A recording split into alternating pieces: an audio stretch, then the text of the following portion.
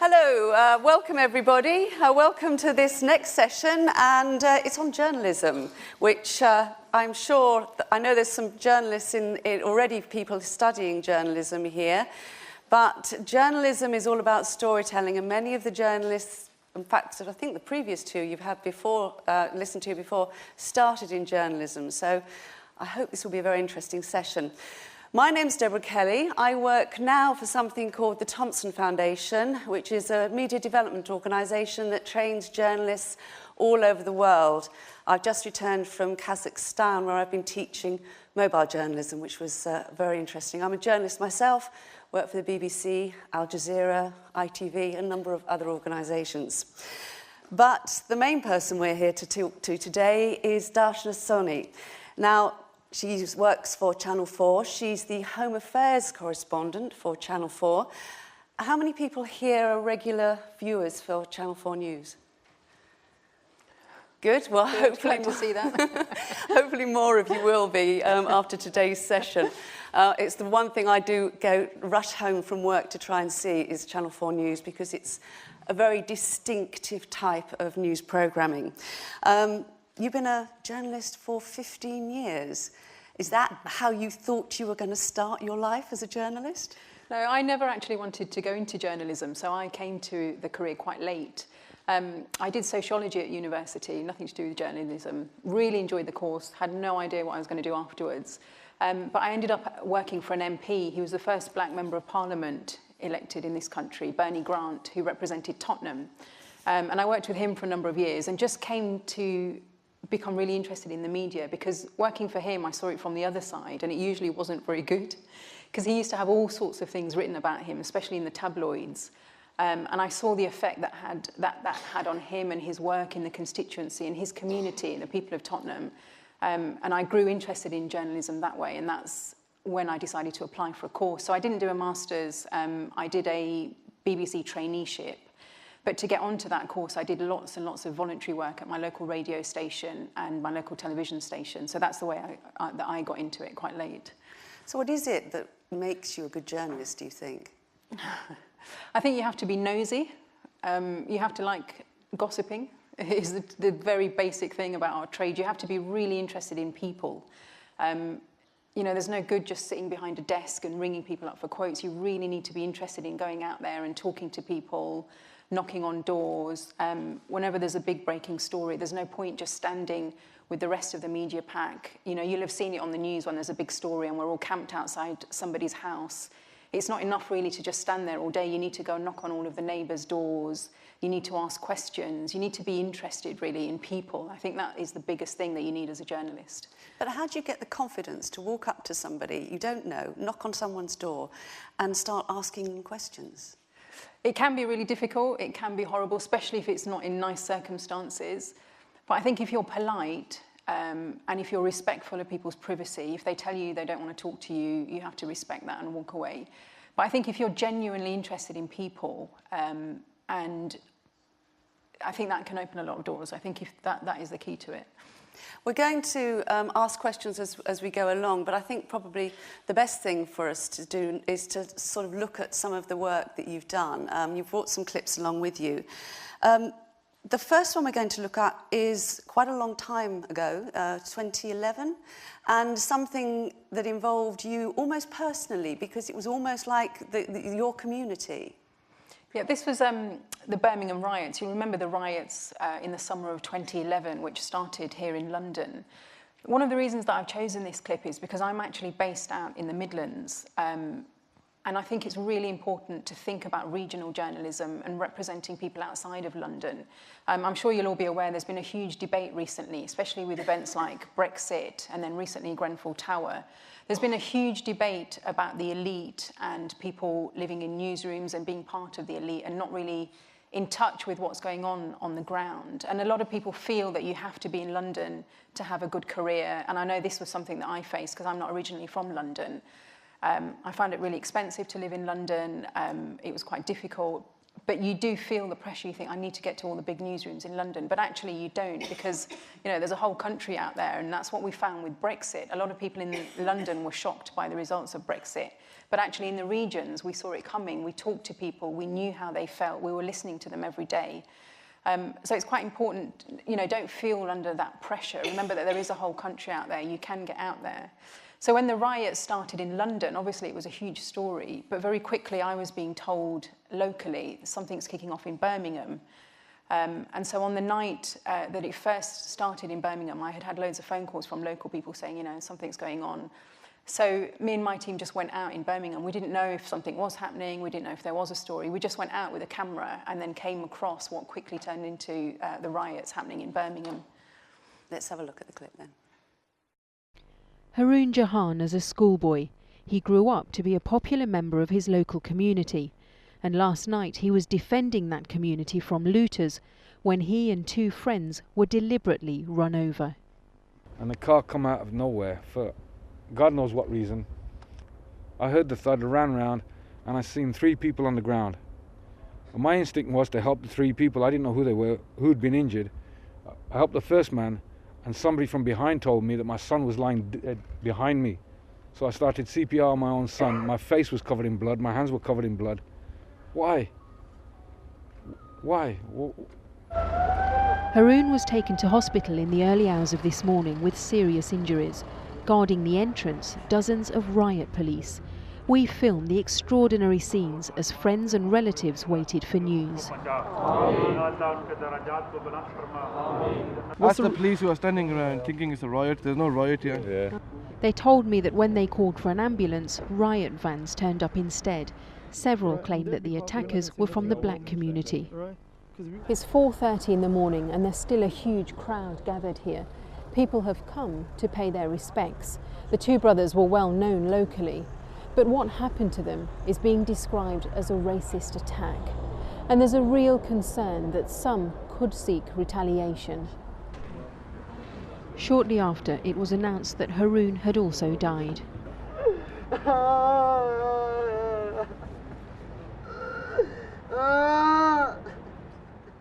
My concerns now will be that single incident doesn't lead to a much wider and more general level of distrust and even worse violence between different communities. But what we witnessed in the aftermath suggests that mistrust has already been fueled. The people are here to protect the Gurdwara from the criminals. Like many hundreds of other young men, Haroon and his friends had responded to calls to help protect properties and places of worship.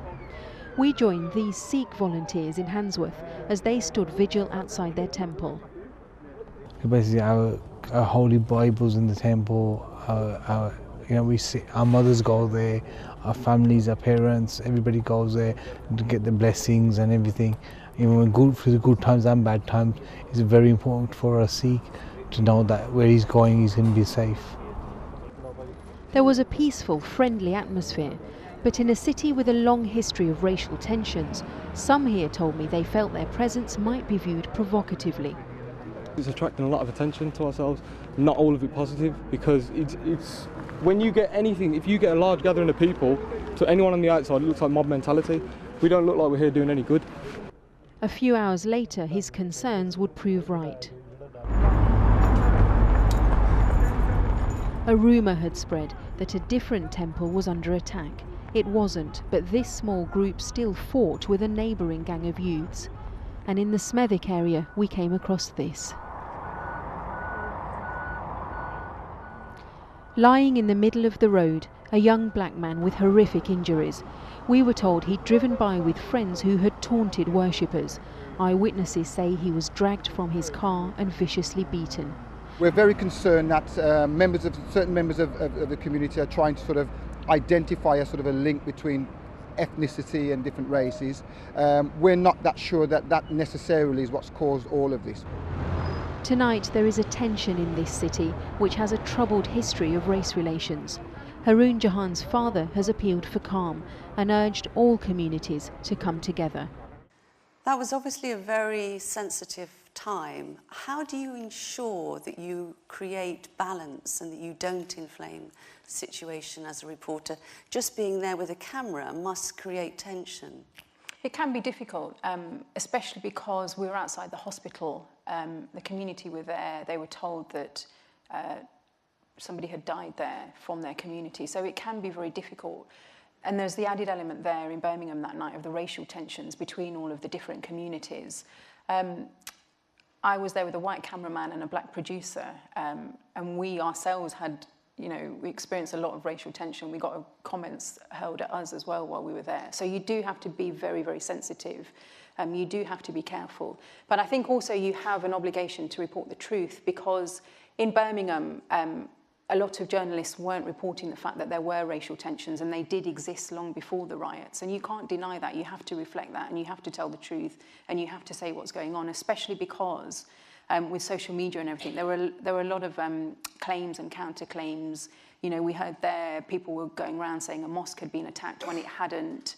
A lot of people in the Sikh community felt that their temples were under attack when they weren't. So you have to reflect this, but you have to do it sensitively. And part of that is from knowing the community, having good contacts, knowing who you can trust. So if somebody says to you, a mosque has been attacked, you should know who to ring at that mosque, who you can trust, who will tell you the truth of what's going on. That's one of the things I was going to pick up on. How practically do you know where to go when the story is developing so fast? Because you could be chasing all around the city and find nothing. How do you know where to go? It was like that in Birmingham. We were literally driving around, filming random things. It was quite a bizarre night, actually. It's mainly from having good contacts who will text you, who will tip you off, and who will say to you. That's how I found out about the hospital. There were no other journalists there. I found out because a couple of people rang me and said, you need to get down to the hospital, something's going on. So it's about having good local contacts. It's about using social media, but using it wisely. So if you're on Twitter, check who is putting out these tweets. Do you trust the person who's tweeting? Don't just follow it blindly. Don't retweet anything unless you know who the source is. Check everything. Make sure you have good local contacts. And also just be prepared that sometimes you'll turn up and there'll be nothing going on. That does happen. But unless you go, you won't know. So, we had all night to film. We weren't really going anywhere. We knew it was about to kick off. So we just went wherever we were told to go, wherever people were telling us. So, don't be lazy. Don't just sit in your van and look on Twitter or Facebook. Get out there yourself and see what's happening. But in the 6 years since that was filmed, things have changed so much. And you as journalists must be, the news editors must say, can you put this information up as quickly as you can? How do you not stop yourself doing that? Because there must be so many more demands to get that information out. You don't have time necessarily to stop and step back. And that has been a huge debate in all newsrooms. There have been times when mistakes have been made. I think one of our approach now is definitely to check first and not just to retweet, not just to put stuff out, unless you can absolutely verify it. And I think, sometimes you can get carried away. You can be on Twitter and you'll be like, oh my God, who's broken this? Who's the first person to say it? But actually, it doesn't matter if it's a few minutes later, as long as what you put out is accurate. And then I think your audience will come to know you and they'll come to respect that. You might not necessarily be there in the first few seconds, but at least when you do put it out, you know that it's accurate. And that's so important, especially in today's world, where we all use social media. We all know what that's like. We know that there's a huge debate about fake news. We know the way that the news is manipulated. So being accurate is actually really, really important. And I think audiences respect that and they know that. That's trust, really, building trust. It is trust. about trust, yeah. We'll move on to the next clip in a minute, which is very relevant to this story. But does anybody, any questions related to that? If you have, put your hand up. Maybe we can take one question. Yeah? Hi. How do you filter what is news to go out to the public? That's it. It's normally things that you can verify for yourself. That is the main way that we filter it. I'll give you an example. Recently, I was following up on the Grenfell story, and we were looking at tower blocks and the fact that the government had said that they would pay for any additional works that needed to be done to make tower blocks safe. But there was a row about sprinklers being retrofitted to the towers, and we were getting people emailing us saying, I live in a tower block, we're not getting the money to get these sprinklers fitted. So what you do in that case is check who's emailing you. Do they represent a tenants organisation, for example? And then you check with the council, is this true? Have you applied for the money? And then you would check with the government, have you had the official request for money? So it's all about checking, always check, always check. Any other questions related? The lady in red? Hi there. I wanted to ask, because you kept saying verify. Like, what are your steps exactly to verify? Because, I don't know if you knew about with the Grenfell Tower, there was a guy who actually claimed that he was a victim of Grenfell, and it turned out in the end that he wasn't. And it was like, if you do verify it, this kind of stuff shouldn't be happening. So, what are your steps? And is it like, what do you do? It can be difficult on a story like that because in the first few hours afterwards, everybody, all the journalists are looking for a victim to interview, they're looking for eyewitnesses. And it can be difficult because you will just stick a camera in someone's face and say, tell me what you saw, what happened to you. It can be very, very dangerous. But I think the thing is always, just as I said, always to check. So if somebody says to you, I lived on the 14th floor, it's just very sensitively asking them, what number did you live at? Have you lived there for a long time? I mean, we've got tools that we can use. We've got things like, directory inquiries where you can check people's name and address. I often do that on stories, actually. Before I go to see somebody, I'll check that they're on the electoral roll or that they do actually live there. But I do take your point, and especially in the first few hours after a story, it can be very, very difficult. But then sometimes people are good at, people have their own reasons, their own motives. People are good at pretending sometimes, and you just have to be very, very careful. People say if the story is too good to be true, it probably is too good. It probably isn't true. So that should ring alarm bells quickly in your head. Time for one more. If anybody, any more related to this one? Well, let's. Oh, sorry, I missed you over there. Hi, my name is Malika. I'm studying TV journalism at Goldsmiths, and I have a question which might be a little bit on thin ice. You are working since 50 years for Channel 4 at TV, right?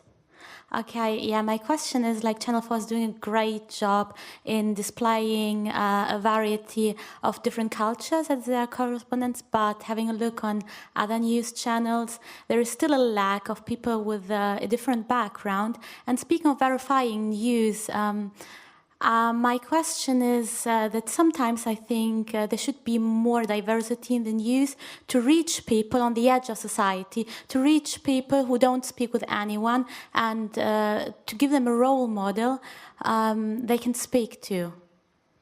I agree. I really agree with you. I think, our programme, I think, is very diverse, and I think we've done really well on it.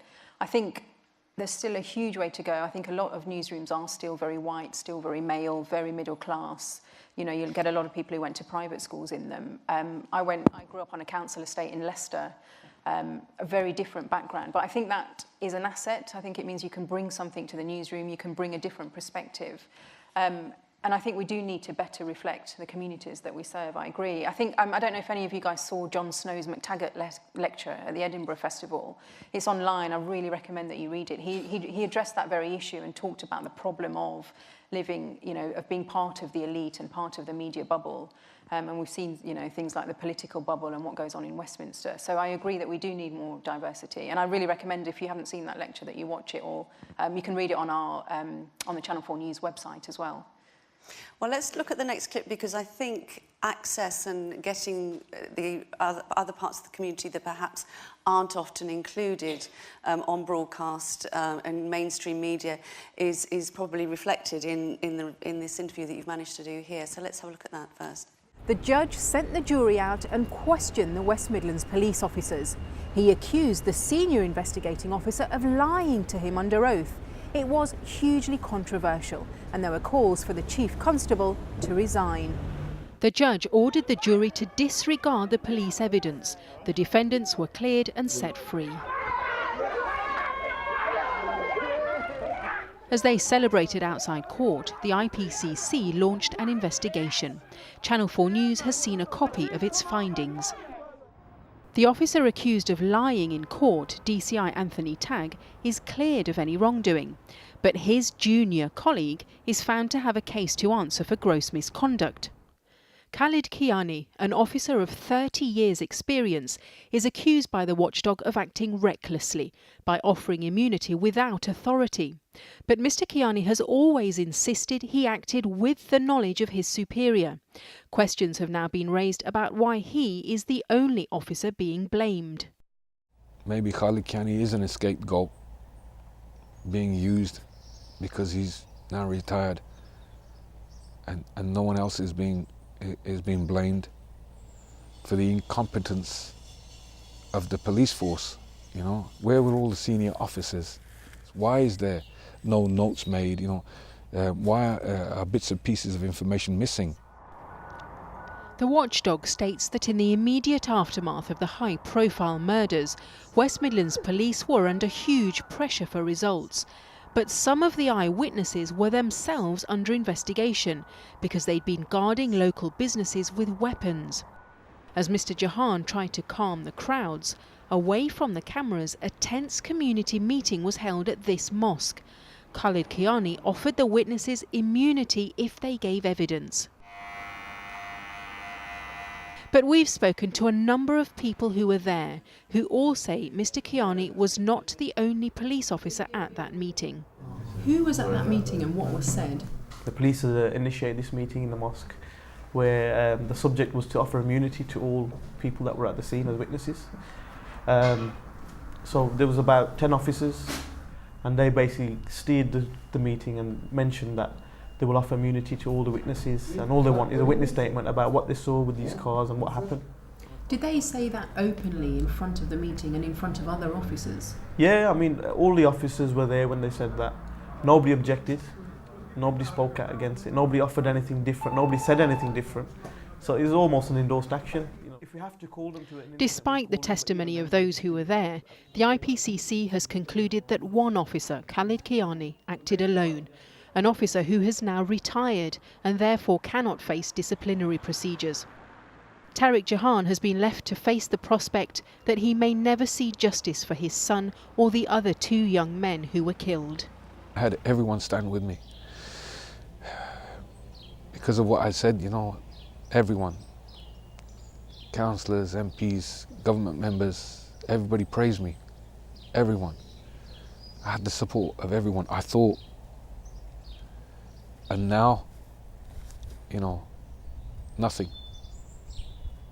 You try and talk to the same people, they don't have time, they're not available for you, they don't want to know. It's not their loss. So that was the end of the court case, basically, trying to find who was responsible for killing those 3 men and his son. How did you maintain contact with him through that? That's 3 years on. Did you keep talking to him, or how did you maintain that contact? Yeah, I had always kept in touch with him, and I think this is a really important point. Whenever you do stories, you know, don't just do the story and then go home and forget about it. Keep in touch, follow up, find out what happened, even if it is years on. Because during the riots, it was such a tense time. And you might remember that Tariq Jahan, he was hailed as one of the heroes of Birmingham. He was credited with stopping a race riot because of the eloquent way in which he responded when his son was killed. I mean, we filmed him one night in the middle of the night addressing a crowd, and it was absolutely amazing. His words were so heartfelt. He was urging everyone to be calm and to have faith in the justice system. And eventually some people were put on trial for the killing of his son, but that trial collapsed, and it was partly because of accusations that Westminster Police had perjured themselves on the stand. And he was left, this was a man who was hailed by everyone, he was feted by politicians, you know, he'd even met royalty. He was described as the hero of the riots, and yet when it came to getting justice for his son, he felt as if he'd been slapped in the face. And so I had always kept in contact with him. And a few years later, when the IPCC, the Independent Police Complaints Commission, did their investigation, I went to see him again, and he had been given a copy of that report and felt again that he'd really been let down. So we were able to do a follow-up with him. But that's only because I stayed in touch with him and that community, and we regularly revisited to see what happened, even years on. There was no interview there with any police officer of any kind, no police spokesman, nothing. If you were looking for balance, it wasn't necessarily there. Balance can mean having somebody and then having somebody on the opposite side. But we've seen that that can cause difficulties, for example, with the climate change issue, for example. We obviously went to the police and put his points to them and asked them for a statement. And we did reflect their view towards the end of that report. But you don't necessarily always, they might not always give you an interview. They might try and tell you that it's not a story. They might try and fob you off. But always try and think, why is this person telling me, why are the police not putting anybody up for interview? And don't be afraid to challenge people. Don't be afraid if the police are telling you one thing, or if you ring the government, for example, about tower blocks. If they say to you, oh, but we put loads of money in, don't just accept that. Go and check what they're saying to you.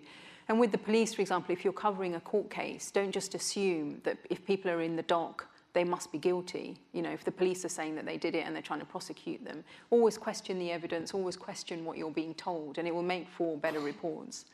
How difficult is it sometimes to get an official comment from say, the government, from, say, the police? Do you just get fobbed off with a spokesman, or...? That does happen a lot. You often get statements, or they'll often leave it right down to the last minute, and you'll get a statement just before you're about to go on air. So it can be difficult, and that does happen. Do you feel manipulated by them sometimes? I think you can. I think sometimes when they're putting out press releases, or they're saying to you, they're insisting that they've spent money on refurbishing tower blocks, for example, or they're insisting that they put more money into schools than ever before, and yet you're being told by head teachers that they're facing cuts and that they haven't got money. Sometimes it doesn't add up, so you can feel as if they are trying to manipulate you. Any questions in relation? Anybody else want on this? There's a gentleman here with, thank you. This one? Yep. How difficult is it to sort of balance out your own morals when it comes to reporting on a story that may be close to you and close to things that you care about? I think sometimes it can be difficult, not necessarily about your own morals, because I think, most people recognise good morals, but I think in terms of your opinions or your views, it can be difficult. So that is something that you have to be aware of. But I think on the flip side, it can also give you access to stories, or if you're passionate about something, or if you care about something, it can give you access to a story that you might not necessarily have thought about, or your newsroom might not have thought about. So it can be difficult, but I think as long as you're aware of that, then it can work in your favour, I think. How much input would your editor, your news editor, your programme editor have on your own reports as well? They will have an input because you will discuss stories and you will get them commissioned. I think one of the things on our programme on Channel 4 News, we pride ourselves on our journalism.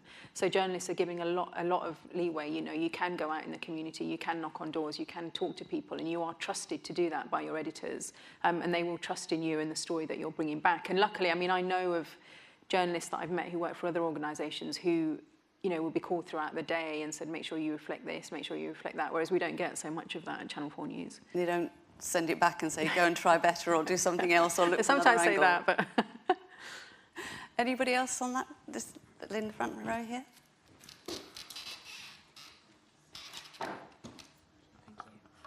Hi, I'm Sophie. My question would be, do you always wait for an approval from Channel 4 to go out and cover something, or can you just go out if you see something interesting like the riots in Birmingham, and after this you tell Channel 4 that you had covered it? Or yeah, it does work that way. A lot of the time we go out by ourselves and we'll find stuff. Obviously because it's television, you will need a cameraman and a producer, so sometimes you will have to ring up and say, I need a crew. But a lot of the time I go out on my own, so I'll meet community groups, or I'll go and have a cup of tea with someone, and for that you don't necessarily have to have approval. Do you ever go out and film stuff yourself, or do you always have a cameraman with you? I don't film stuff myself, but I was trained to. So I used to work at the BBC, and we all had cameras there at one time, and I did used to go out and film stuff. Nowadays, of course, we've all got our mobile phones, so there's no excuse really, as long as your phone is always charged and you've got it with you, and that happens a lot, and people send us video clips as well, members of the public.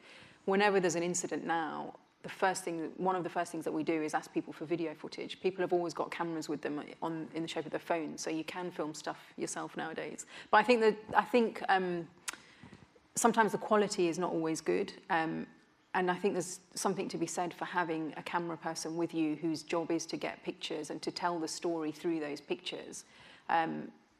I think I really value that, and I've worked with some great camera people in my time and some great editors as well. How do you build that relationship then with each other? It's just about working with someone for a long time. I think you get to know your crews, they get to know how you like to film stuff, you come to respect them and their eye for a picture, because obviously television is all about pictures, and so you come to rely on them as well, and to spot a good picture and to do something different as well, just film something from a slightly different angle. Or so do you tend to be filming on one, your camera operator's filming on that side and you're rushing off getting interviews? How does it work? That can happen, yeah, that can happen. Any more questions? Can I see another hand up over there? Over there in the football shirt. I can't even see the football shirt. Ah, there, over there in the football shirt. Hi, I'm James Burrows. I'm an aspiring documentary maker and investigative journalist. Just before I make my question, you're from the Thomas Foundation. Thompson Foundation. Sorry, Thompson Foundation, which is related to routers, right? No, there's two of us. Okay. They basically, I used to work for Reuters. They were taken over by, the Thompson Foundation was originally set up 60 years ago by the person who founded the Times, didn't found the Times, but ran the Times at the time. He was called Lord Thompson. He was a Canadian, and his company in the 90s that took over Reuters. The Thompson Foundation had been running for a long time then. Reuters had their own foundation. And when it became Thomson Reuters, the Reuters Foundation became Thomson Reuters Foundation.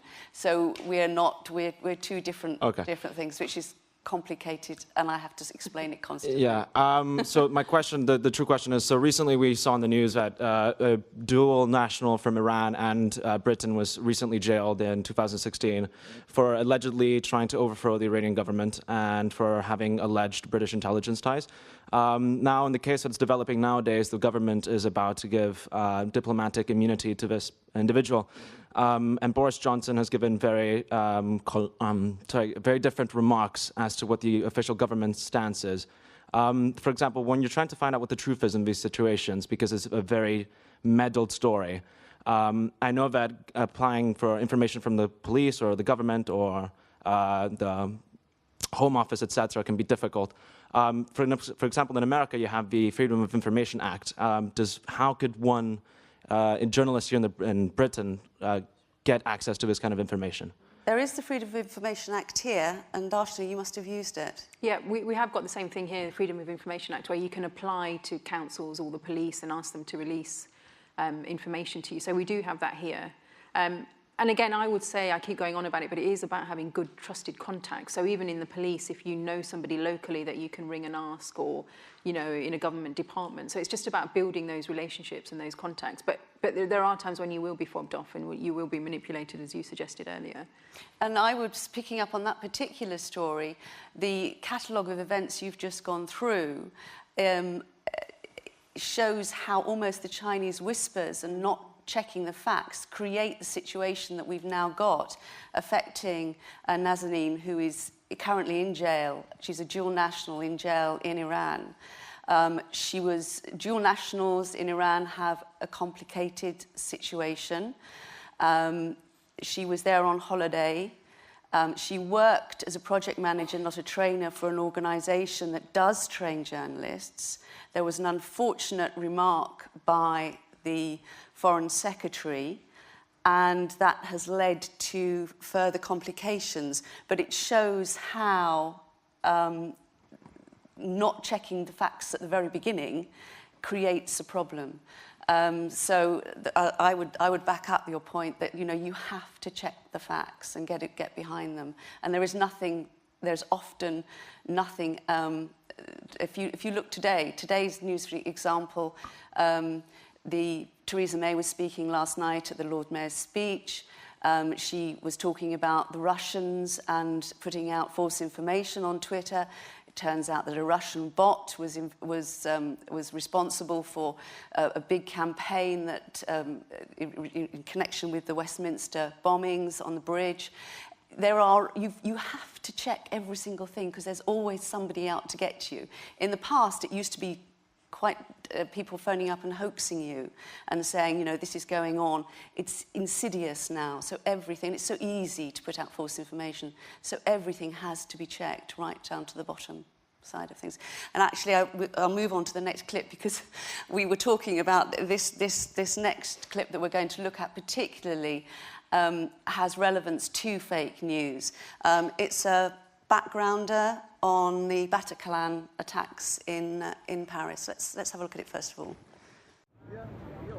Ceci est un message pour toi, François Hollande. Ceci est un message pour tous les habitants de la France. In a Parisian accent, a French jihadi delivers a message to his compatriots. The undated ISIS propaganda video was circulated on its social media accounts today in the wake of the Paris attacks, as growing evidence suggests the perpetrators had links with the Syrian conflict. France is very much seen as sort of at the heart of the sort of crusader community that's fighting against the Muslim world. President Hollande has explicitly blamed ISIS for what he describes as an act of war organised from outside France. But the networks behind the attackers may be far more complicated. They've been able to compromise security in France in a way which they've not been able to do in Britain and the US, and I think that that is simply because of the interlinkages between groups like ISIS and groups like Al-Qaeda. Holy cow, there's some guns. Earlier this afternoon, armed officers raided this building, which is a short walk from the Bataclan concert hall. 7 of the 8 terrorists have now been identified. One was a French extremist known to the authorities. Another, a stadium suicide bomber, may have been as young as 15. How did they plan their attacks without alerting the security services? One theory is that they travelled from outside the country. It's reported 2 attackers may have left their version of a calling card, an Egyptian passport found on one body, and near the other a Syrian passport, which a Greek minister said was used to pass through the Greek island of Leros in October.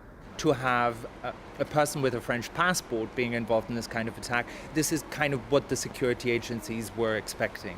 If it turns out to be something completely different, something involved, or someone related to the influx of refugees, that could, almost lead to uncontrollable riots and attacks in European cities. Encore en France. There are unconfirmed reports that at least some of the attackers had previously been in Syria. Hundreds of French citizens are fighting in the conflict there. The security services believe around 250 have returned. The Islamic State today released a statement claiming responsibility for the Paris attacks. This attack is just the start of a storm and a warning for those who wish to draw lessons. This is the latest high-profile international attack that the group has claimed responsibility for, including the recent downing of a Russian plane carrying holidaymakers home from Sinai. But the statement provided little detail about the Paris attacks, making it hard to verify. And of course, Syria is not the only conflict France is involved in. Its president has ordered attacks on Islamists in a number of its former colonies, including Mali, resulting in threats from other groups like Al-Qaeda in the Islamic Maghreb. French investigators will be looking at previous attacks for clues. In this video, Amadi Koulibaly, one of the January attackers, claimed allegiance to ISIS, but the other attackers, the Kouachi brothers, had loose links with Al-Qaeda. With many of these networks already known to the authorities, investigators will be asking how they amassed their weapons and who supported them in planning their attacks. Now, that's obviously a backgrounder to that. There's lots of questions to come from it, but what decision process do you go through at Channel 4 News in deciding to put out what are ISIL videos? We think very long and hard about using such videos because there is an argument that you could glamorise their message. You're giving them the oxygen of publicity by using the clip. So we have a very strong editorial line on this where we always ask whether it's justified and what context you're using it in, which I think is very important. You'll see some news reports where they just use pictures as what we call wallpaper. They're using it because the reporter has a script and they need some pictures to fill that piece of the report, and so they will just use pictures as wallpaper. We are very clear that we don't do that. We only use these pictures if they're justified, and we explain the context of them, and we usually always ask them and say this is a propaganda video, because there was a time when young British men in particular started going out to join the conflict in Syria. There was a time when ISIS were putting out very, very slick propaganda videos. They were using social media. They were manipulating people. They were manipulating young women and saying, come and nation build and come and join our cause. And we had to be very careful using the same videos that they were using to try and lure people out there. So it's something that we do take very seriously. And how would you verify? You can't phone up ISIL. Well, maybe you can. Can you phone up ISIL and say, excuse me, is this your video? We're lucky we've got some very, very good producers and journalists who work with us. You heard one of them, Kamal, there, who was voicing up the clip for me. He speaks Arabic. He knows the region very, very well. So we use people like that who know these sources, who know the websites that genuinely put out ISIS statements so that we know whether it's likely to be true. We've learned to read the statements, so we know, for example, if they don't provide any details about the attack, but they're just claiming responsibility, which they often do. So we've just over the years built up expertise, and we know which sites we can trust. And again, we have some very, very good journalists of all different backgrounds who can help with this. And this is, what do you call it, a backgrounder video? Or what's the point of that? That's obviously not a news story. You're delving behind it. Yeah, we're trying to give context, and we're trying to help people understand what's going on in the news, which is something that we pride ourselves on our programme. Because today, there are so many news sources out there. There is so much news, so much media. You can get it from everywhere. But I think people still want to be able to analyse the information that they're getting, to put it into context and to know that they trust what you're telling them. And I think that's the point of these backgrounders, is that we try and go a little bit deeper and not just tell you the surface story. ISIS put out a statement today claiming responsibility. We want to go behind that. We want to tell you about France's history, for example, with its former colonies, which is a huge issue out in France. A lot of its citizens who used to live in the former colonies feel very strongly about this, and their foreign policy affects the way that people view France and their own government. So it's very important, we think, to have this background. We will take some questions on this because I think this is a really important subject. But the next clip I want to show now, because this is also related. This is related to Jihadi John. Jack. Jihadi Jack. There was a Jihadi John. Jihadi Jack. Just tell us a little bit about this before we see it. So there was a time when a lot of young British men and women were being lured out to Syria, as I said. We know that a lot of them went to join ISIS, but also other groups who are out there fighting. Initially, a lot of people went out there because it was they wanted to help the humanitarian conflict. They genuinely felt that they wanted to help the citizens. They wanted to get involved in charity. They felt that the government wasn't doing enough. So they wanted to get involved. So we were following people who were going out there, and we were reporting on what might have been motivating them, what they were doing out there, insofar as we can. Initially, there were a lot of young Muslim men and women who were going, but then we came to hear of a young boy from Oxford who was a white boy, a young man who had gone out there. The tabloids were very quick to label him Jihadi Jack. We heard about what was going on. I contacted his parents, got to know them, and then managed to get an interview with them to tell their story about what had happened and why he may have gone out there.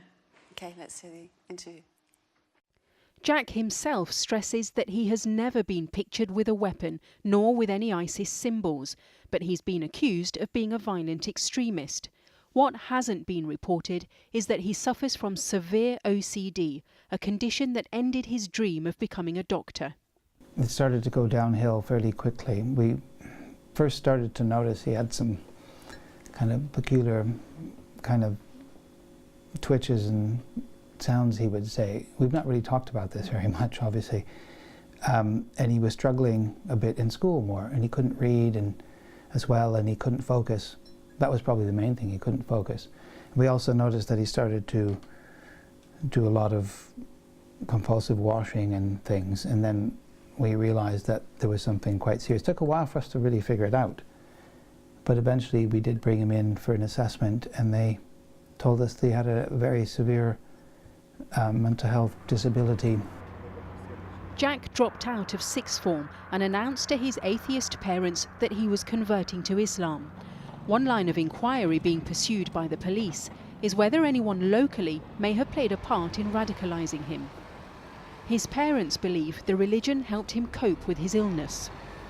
He was spending more and more time reading the Quran, learning Arabic. He was teaching himself Arabic.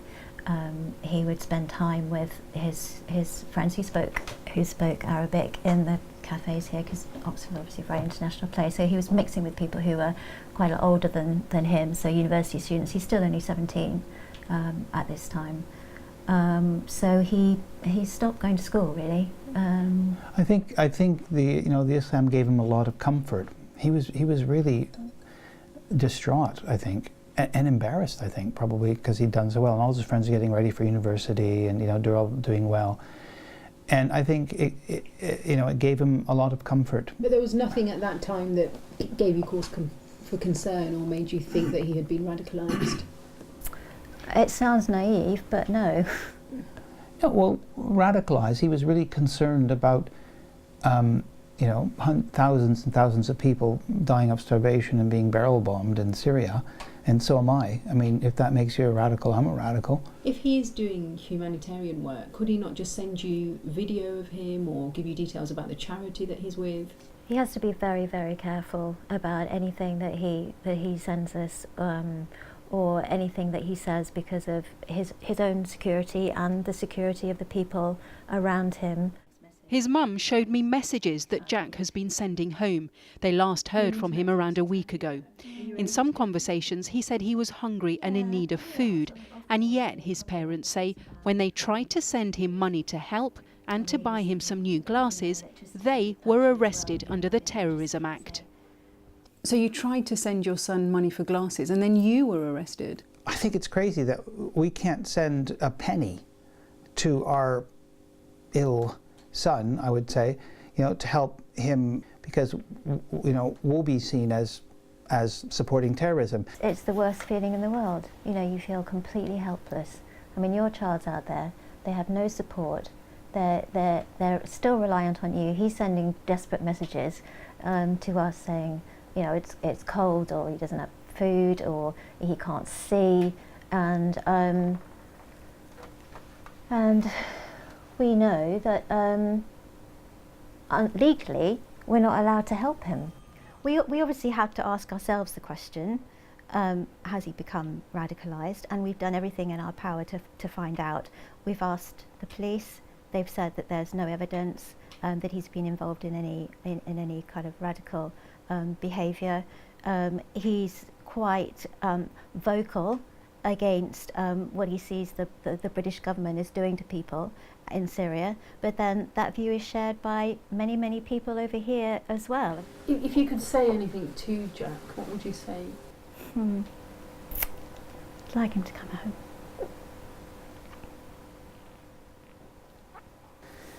What are your fears for him?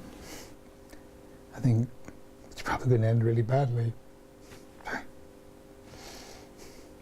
I don't want it to end badly. It's my first son. That's quite an upsetting interview, obviously, for them. They obviously got unhappier as it went on. How do you handle that? It can be very difficult, and I think you have to be very, very sensitive. And I think you have to be prepared sometimes just to switch the camera off and let people take a minute and say to them, are they happy to carry on? So just be aware all the time that for you it's a story, but obviously for them it's their life and their son, and you have to be sensitive to that. You were the first journalist to talk to them as well. Why did they choose you? That was just through old-fashioned door knocking. You really can't beat it. Though everybody was after their story, he was the first white boy to go out there. The tabloids had already labelled him Jihadi Jack. His parents were very middle class. They lived in Oxford. He wasn't like the normal profile of people that we had seen going to Syria. And I approached them just by knocking on their door, which is something that we often do. But I think people are doing it less and less. People are sometimes tied to their desks, relying, as I said, on social media, looking up for quotes on Twitter, for example. But you can't be going and approaching somebody directly. Sometimes you might go through a friend or a neighbour. Sometimes you might knock on their door directly. But there's something to be said for that, I think, still. And, never be afraid to go up to somebody. As I said, as long as you're polite and respectful, never be afraid of making that personal connection and telling them why you want to tell their story, and also being honest with them and saying to them, we will have to ask you difficult questions. We will have to ask you why on earth he went to Syria. as you saw me asking there, why isn't there proof that he's working for a charity? So be honest with people and say, you know, we are going to ask you difficult questions, but you will get a chance to tell your side of the story, which is something that they weren't able to do when all the tabloids were chasing them and labelling him and labelling them as well. So I think that's the way that we were able to get the story. So it's not about going in hard and asking the tough questions. Sometimes it's best to go in gently and tease the information out of people. Yeah, I think there's a lot to be said for that. I think sometimes you can see people being quite combative when there's no reason to be. You know, it's not about you, it's not about how you look, and it's not about your reputation and you being seen as tough, actually. It's about giving other people a chance to tell their stories, and sometimes that means just letting them talk, letting them have their say. You can still ask questions, and I always do, but you can ask them in such a way that you don't alienate the other person or you don't upset them, or, you know. Now, we're running short of time. We've got about another 8 minutes left, so I'd like to open the floor again and see if there's any more questions that people like. Gentleman there. Oh, hi. I was just wondering, because obviously as a journalist you have to sort of have like be objective on anything you're reporting, but have you ever been in situations where, I guess I'm thinking more in terms of humanitarian disasters or something, or where it kind of, it's really challenging to the point of you kind of almost forcing you, do I want to intervene or not? And like, have you dealt with that if that's ever happened in those situations? Yeah, I think that has happened. I think you saw it a lot during the migrant crisis. If you watched, there was one report that I remember that one of my colleagues did on Lesbos when boats were coming in, and he actually got involved and started helping people off the boats. So I think there are times when people do get involved and you feel compelled to. I can think of other examples when somebody was reporting from Gaza and that had happened as well. So there are some very, very good examples of this that you can look up online, and the way that it's been done is really worth a watch. You haven't found yourself getting it?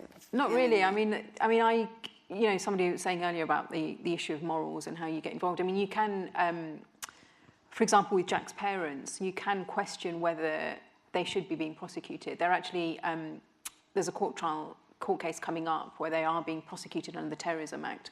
I think you can question prosecutions. You obviously have to be very careful about not being in contempt of court and not influencing court cases. But I think you can question decisions and whether people should be being charged, or if a case collapses, why that's happened. Another question? Next thing there. Hello, I was wondering, as the kind of playing field for news and kind of information is widening with YouTube and you mentioned before fake news, how do you kind of broadcast media represent themselves as believable to wider populations if people are going on alternative sites? I think it's interesting, and I think it comes down to trust and people knowing their correspondents and knowing who they see on screen and being able to trust them. There was a recent Mori poll where I think it's something like 88% of people said that they trust television news, because there is all this information out there. There is so much information. I interviewed a group of school children recently, and they told me that a couple of them said they get all of their news from Snapchat and Facebook, which I was quite horrified by. But I think because there is all this information out there, I think people still want to be able to understand what it means and to put it into context and to help analyse it all. For example, with the Syrian conflict, you know, one of my colleagues, Lindsay Hilsum, has got a fantastic track record, and you know that when she tells you something in one of her reports, you believe what she's saying, and she helps you to put it into context. And I think people still want that. So even though people have talked about the decline of television news and people aren't watching bulletins anymore, I don't actually think that's true. I think actually now people are turning to it more than ever because people want to make sense of the world. And I think that if you are always honest and you always report with integrity, people will turn to you to do that. Channel 4 also has a very strong social media presence now, doesn't it? It's got a very strong Facebook page and YouTube as well. So you drive a lot of traffic, for want of a better word, or audience from your social media to your programme and vice versa. Yeah, and I think you have to be aware of that. So, for example, these school children who are telling me that they use Facebook and Snapchat, you can't ignore that, and you have to communicate with them and you have to reach out to them. But at the same time, you know, just because you're getting a video that's been viewed 1 billion times or 1 million times on Facebook, you also have to be able to question Facebook's actions in whether they're doing enough to tackle fake news, what they're doing about it. So it can be a two-way thing, and you have to be aware of that. And it can't just be you chasing Facebook hits or, you know, page impressions or things. You have to also be questioning as well. Just time for one quick, short question, lady here. Quick and short. With the ISIS film, you mentioned you had experts in your team, journalists who knew Arabic and the sort of context within it, which it fell. Do you also have academics and people who've studied it within the journalist team who potentially aren't professional journalists, but have understanding that they can give to your films and your packages? Yeah, we have that all the time, and we have people that we interview sometimes that we can ring up and say, will you do an interview on this, and help to explain it. But I also have contacts that I often ring up, and I won't interview them and they won't get on in the report, but I will ring them up and say, what do you think of this statement from ISIS? What's your understanding of it? Or have you got any information about this video? What do you make of it? So yeah, you should always have people that you know are experts in their field that you can ring and ask for advice, even if you're not going to interview them and put them in the report. Because a journalist, you can't be an expert on everything. No, you're a journalist, absolutely. aren't you, to a certain absolutely, extent? Yeah, absolutely. And people are always willing to help. So, you know, your local university will have people doing research on these areas. You generally tend to find that people are willing to help and they do want to help. So never be afraid to ring them and ask them, you know, just introduce yourself and say, I want to know what you think of this. And often people will help you. Well, thank you. Thank you very much. I'd like to say thank you very much to Darshna. Thank you as well.